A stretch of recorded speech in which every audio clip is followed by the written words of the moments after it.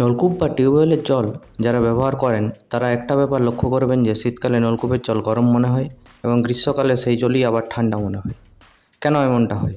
সরকার কি নলকূপে কোনো machine fit করে দেয়? না, আসলে ব্যাপারটা সেরকম না। এর পেছনে রয়েছে বিজ্ঞান। এই যে যখন শীতকাল জাঁকিয়ে শীত পড়ে, আমাদের চারপাশের পরিবেশ ঠান্ডা থাকে। এই ঠান্ডা পরিবেশে আমাদের হাত পা মুখ এমনিতে ঠান্ডা হয়ে পড়ে, কিন্তু টিউবওয়েলের জল মাটির তলায় থাকে, তাই সেটা যখন আমরা হাতে পায়ে বা মুখে নিই তখন আমাদের জল গরম মনে হয়। গ্রীষ্মকালে ঠিক এর উল্টোটা ঘটে। শীত বা গ্রীষ্ম যাই হোক না কেন, মাটির তলার জলের তাপমাত্রা একই থাকে, কিন্তু আমরা যে ঋতুতে জল ব্যবহার করছি সেই অনুযায়ী আমাদের নলকূপের জল গরম বা ঠান্ডা সেটা মনে হয়। ভূগর্ভে জলের তাপমাত্রা 25 ডিগ্রি থাকে প্রায়। শীতকালে আমাদের দেশের তাপমাত্রা সাধারণত 20 ডিগ্রি বা তার নিচে থাকে এবং গ্রীষ্মকালে সাধারণত 30 ডিগ্রি বা 35 ডিগ্রি বা তার উপরেই থাকে।